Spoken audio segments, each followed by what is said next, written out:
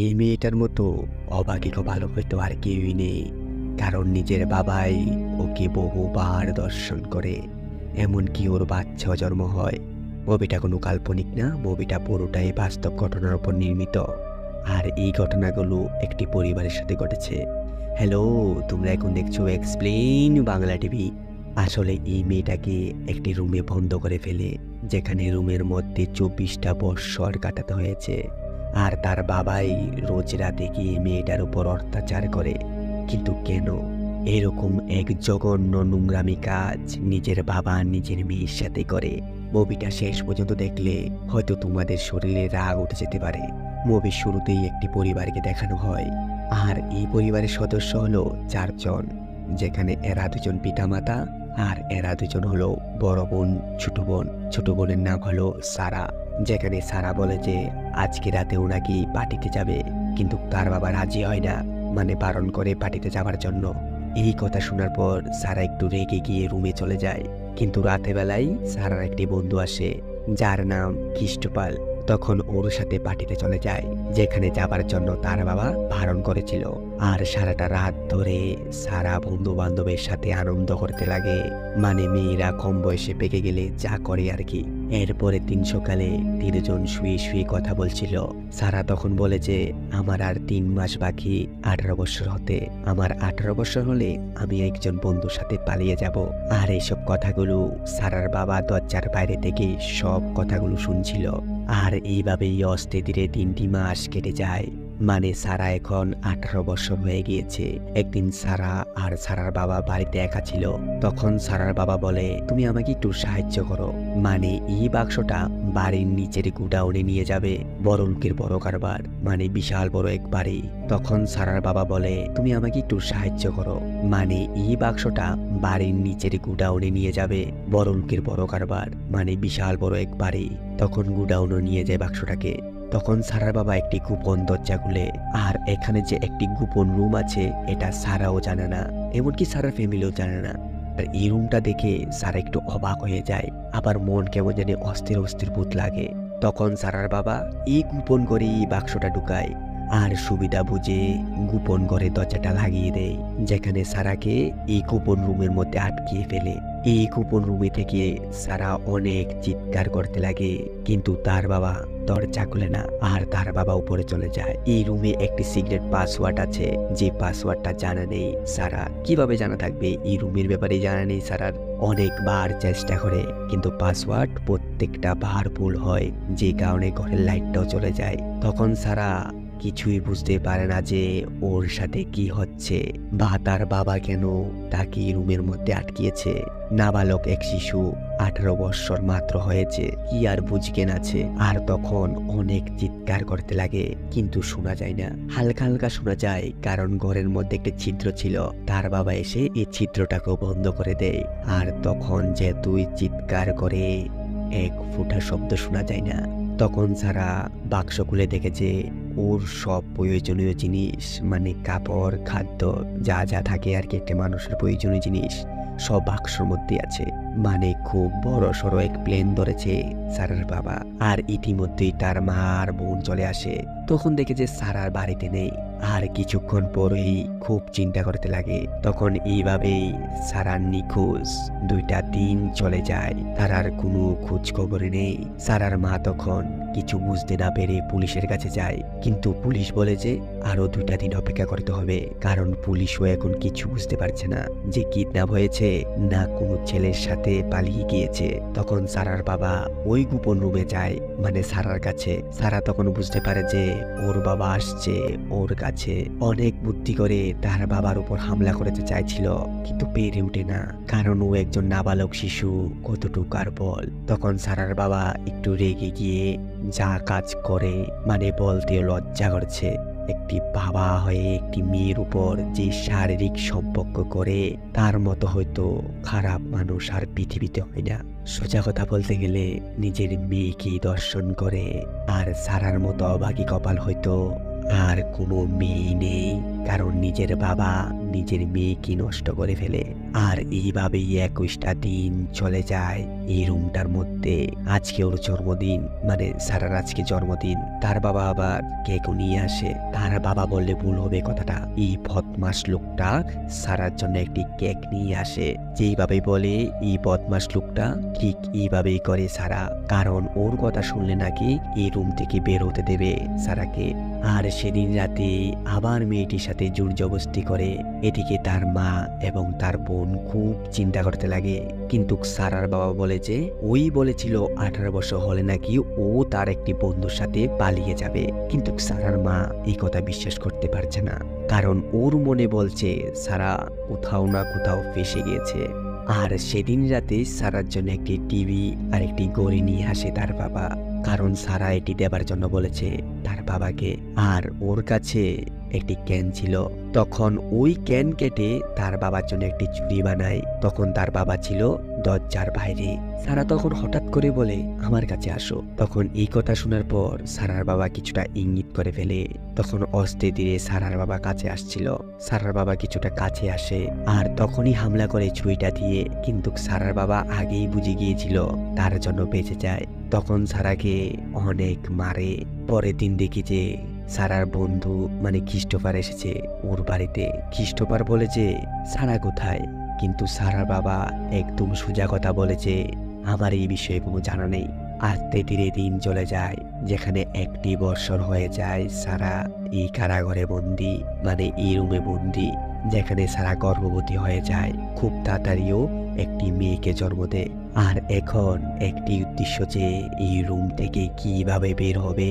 সময় আস্তে ধীরে চলে যায়, যেখানে এই রুমে বন্দি সারা 4 বছর হয়ে যায়। তখন আবার সারা গর্ভবতী হয়ে যায়, মানে নিজের মেয়েকে একবার নয় কয়েকবার দর্শন করে এই অভদ্র লোকটা। আর এবার একটা ছেলেকে জন্ম দেয়। সারার ছেলে মেয়ে হয়ে গিয়েছে এখন 2 জন, যেখানে একটি ছেলে একটি মেয়ে, কিন্তু ওরা এখনো সূর্য দেখেনি জন্মের পরে। এদিকে ক্রিস্টোফল এখনো বিয়ে করেনি, যেখানে ক্রিস্টোফল সারার অপেক্ষায় আছে। যখন ক্রিস্টোফল তার বাড়িতে আসে তখন বড় বোনের সাথে দেখা হয়, মানে সারার ব্যাপারে তার বড় বোনের সাথে কথা বলছে। সারার বড় বোন বলে সারা নিখোঁজ আছে আজকে 5 বছর ধরে। তখন ক্রিস্টোফল বলে যে আমি আরেকবার এসেছিলাম, তোমার বাবার সাথে কথা বলছিলাম, আর তোমার বাবা বলেছে যে এই বিষয়ে নাকি ও কিছুই জানে না, নিজের মেয়ের জন্য কোনো আকর্ষণই নেই। এসব কথা বলছে ক্রিস্টোফল। আর বাবার এইসব আচরণ দেখে সারার বড় বোনেরও কিছুটা হলো সন্দেহ হয়। আবার সারার বড় বোন কথায় কথায় বলে মনে হয় আমার বাবাই সারাকে লুকিয়ে রেখেছে, না হলে আমার বাবা খুঁজছে না কেন সারাকে, মানে কোনো আকর্ষণই নেই যে ওর একটি মেয়ে হারিয়ে গিয়েছে, কিভাবে বা থাকবে। এই নোংরামি কাজ করেছে তো তার বাবাই, কিন্তু ওরা তো জানে না। এদিকে তার মা যেভাবে হোক তার ছোট মেয়েকে খুঁজতে চায়, কিন্তু সারার বাবা চায় না, মানে এই বদমাস লোকটা নিজের মেয়েকে খুঁজতে চায় না। কিভাবে বা খুঁজতে চাইবে, কারণ নিজেই তো নিজের মেয়ের উপর অত্যাচার করছে। তখন সারার মা বাবা অনেক ঝগড়া করে, এমনকি ঝগড়া করে সারার মা চলেও যায়। এর সাথে সাথে সারার বাবাও চলে যাচ্ছিল সারার মার পিছনে পিছনে, আর দেখে যে সুপার মধ্যে একটি ছাপি পড়ে আছে। আর এই ছাপির মধ্যে ছিল ওই গুডাউনের ছাপি, মানে যেখানে সারা বন্দি আছে। তখন আবার সারার বড় বোন এই ছাপিটিকে নিয়ে গুডাউনের দিকে যায়, কিন্তু এমন সময় তার বাবা চলে আসে, আর কি তাকে এখান থেকে যেতে হলো। তখন সারা দ্বিতীয়বার আবার গর্ভবতী হয়ে যায়, এবার আরেকটি মেয়ে জন্ম দেয়। তখন সারা বলে জনকে, মানে তার বাবাকে, আমি চাই না আমার এই বাচ্চাটা 4 দেওয়ালের মধ্যে বন্দি থেকে বড় হতে, তাই আমার এই বাচ্চাটা আমার মার কাছে নিয়ে দিয়ে আসো, আমার মা এই বাচ্চাটাকে লালন পালন করবে। তখন ওর মাথায় একটি বুদ্ধি আসে, মানে সারার বাবার। তখন নিজেদের বাড়ির দরজার সামনে এই বাচ্চাটাকে রেখে দেয়। আবার সারাকে দিয়ে একটি চিঠিও লেখায়। চিঠির মধ্যে লেখা ছিল যে এটা আমার বাচ্চা, আমার পরিবার তেমন একটা ভালো না, তার জন্যই এই বাচ্চাকে লালন পালন করে বড় করা তোলা আমার পক্ষে সম্ভব না মা, তুমি আমার এই বাচ্চাকে লালন পালন করো। আর এই চিঠি পরে এই বাচ্চাকে নিজের বুকে তুলে নেই। তার মাও বলে এই বাচ্চাটাকে আমি লালন পালন করব। কিন্তু এই বাচ্চাটার নিচে আরেকটি চিঠি লেখে, কিন্তু সারার দুর্ভাগ্য যে চিঠিটা তার মা দেখেনি, তার বাবা দেখে ফেলেছে। যেখানে চিঠিটার মধ্যে লেখা আছে যে আমি আমাদের বাড়ির গুডাউনে আছি, আমার বাবা আমাকে বন্দি করে রেখেছে। আর এইসব দেখে সারার বাবা খুব রেগে যায়। তখন আবার গিয়ে সারার সাথে মানে নিজের মেয়ের সাথে শারীরিক সম্পর্ক করে, যেখানে তারা এই রুমে বন্দি 14টা বৎসর হয়ে গিয়েছে। তার বড় মেয়েও বড় হয়ে গিয়েছে, মানে ম্যাচুরেট হয়ে গিয়েছে। সারার বাবা যে কি অসভ্য লোক, সারার বড় মেয়েকেও নজরে দেখছে। কিন্তু সারা এই কথাগুলো আন্দাজ করে ফেলতে পারে সারার বাবার চোখ থেকে। তখন সারা যেভাবে হোক এই রুম থেকে বের হতে যায়।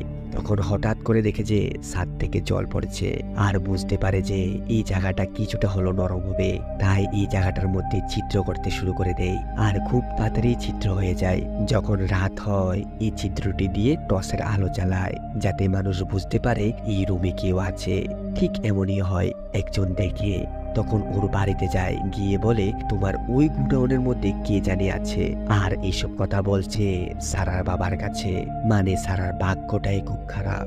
আর এই কথা শোনার পর খুব রাগ উঠে সারার বাবার, আর সারার কাছে গিয়ে অনেক মারে সারাকে। তখনও ছিল কিন্তু গর্ভবতী। কিন্তু সারার বাচ্চাগুলো বুঝতে পারে না যে এত কেন কষ্ট দেয় সারাকে, মানে তার মাকে আর কি। তখন সারা কিছু না বুঝতে পেরে সব সত্যি কথা বলে দেয় তার ছেলে মেয়েকে, কারণ তার ছেলে মেয়েও যথেষ্ট বড় হয়েছে, মানে বুঝার মতো আর কি। ও বলে যে এই লোকটাই আমাকে বন্দি করেছে, আর এই লোকটা অন্য কেউ নয়, এই লোকটা আমার বাবা। আর তোমাদের যেভাবে হোক আমি বাঁচাতে চাই। এসব কথা শুনে ছেলে মেয়ের একটু ভয় পেয়ে যায়। আর এসব কথা যখন সারার বাবা জেনে যায় যে সারার ছেলে মেয়েকে সব সত্যি কথা বলে দিয়েছে, তখন আবার সারাকে অনেক মারে। কিন্তু সারার চিন্তা হয়ে দাঁড়াচ্ছে তার বড় মেয়ে, কারণ তার বড় মেয়েকেও কুনজরে দেখেছে তার বাবা, মানে সারার বাবা। আর যেভাবে হোক তার মেয়েকে রুম থেকে বের করতে চায়। তখন তার বাবার চাকরিও চলে যায়, যেখানে ওর ব্যাংকের লোন ছিল অনেক টাকা। এমনকি লোন শোধ করার জন্য এই ঘরটাও বিক্রি করতে হবে। ও জানে এই ঘরটা বিক্রি করলে ওর সব বদমাশি কাম সবার সামনে এসে পড়বে, কারণ যারা এই ঘরে থাকবে এরা একদিন না হলে 2 দিন পরে ওই গোডাউনে যাবেই। তখন বুদ্ধি করে যে সারা এবং সারার বাচ্চা মেয়েকে ওই বন্ধ করে মেরে ফেলবে। আর সেদিন রাতে সারা এবং সারার ছেলে মেয়েকে মারতে যায়, কিন্তু পেরে ওঠে না। আর এইভাবেই দিনের পর দিন, সময়ের পর সময় চলে যায়, যেখানে 20টা বৎসর হয়ে যায় এই রুমটার মধ্যে বন্দি। আর এই 20টা বৎসর ধরে না আলো পড়েছে না সূর্য দেখেছে, শুধুমাত্র এই 4টি টেবিলের মধ্যেই 20টা বৎসর কাটাতে হয়েছে তার বাবার জন্য। হঠাৎ করে একদিন সারার বড় মেয়ের শরীর অসুস্থ হয়, যেখানে শ্বাস নিতে খুব কষ্ট হচ্ছে। তখন সারার বাবাও এমন সময় চলে আসে। সারা বলে যে এখন হসপিটালে যেতে হবে, কিন্তু তার বাবা রাজি হয় না। কিন্তু সারার মেয়ে যখন অজ্ঞান হয়ে যাচ্ছিল, তখন সারার বাবা বলে যে তুমি আর তোমার মেয়ে যেতে পারবে হসপিটালে, তোমার এই ছেলে এই রুমে বন্দি থাকবে। তখন এই কথায় রাজি হয়ে যায় সারা, নিজের মেয়েকে নিয়ে হসপিটালে যায়। তখন একটি ডাক্তার আসে, এসে বলে যে এই ফর্মটার মধ্যে তোমার একটি সই লাগবে। কিন্তু সারা ইচ্ছে করে এই ফর্মটার মধ্যে জল ফেলে দেয়। তখন সারার বাবা আরেকটা যখন ফর্ম আনতে যায়, তখন সারা কেঁদে কেঁদে ডাক্তারের কাছে চলে যায়। ডাক্তারকে জড়িয়ে ধরে বলে আমাকে বাঁচাও। তখন এই সময় সারার বাবাও চলে আসে। আর এখানে একটি পুলিশও ছিল, যেখানে এইসব দেখে সারার বাবা চলে যাচ্ছিল। এমন সময়ই পুলিশে গিয়ে ধরে ফেলে জনকে। ইচ্ছে না করলেও সব নোংরামি কাজ বলতে হলো সবার সামনে। তারপর সারার ছেলেকেও ওই গুডাউন রুম থেকে বের করে ফেলে। আর ওরা ওই রুমে কাটিয়েছে 24টা বৎসর। আর এইসব কাণ্ডকীর্তি শুনে তার মা পুরোপুরি অবাক হয়ে যায়, আর ভাবতে থাকে কিভাবে বাবা নিজের মেয়েকে এইভাবে অত্যাচার করে। আর যেই অত্যাচার করে সে আর কেউই নয়, সে তার নিজের বাবা। আর এখানেই ওরা সবাই মুক্তি হয়ে যায়। তারপর আবার খ্রিস্টপালকেও দেখানো হয়, যেখানে ওরা আবার একটি বন্ধুত্বে ঘনিষ্ঠতা হয়। আর এটা কোনো অবাস্তব ঘটনা না, এটা পুরোটাই বাস্তব ঘটনা। যেখানে সারা নামে এই মেয়েটাকে 1948 সালে তার বাবা নিজে মেয়েটার সাথে এমন কাজ করে। আর ওরা মুক্তি পায় 2008 সালে। মুভিটা খুব কষ্টের ছিল। তোমাদের গ্রামে বা তোমাদের আশেপাশে কি এমন ঘটনা হয়েছিল তা অবশ্যই কমেন্টে বলবে।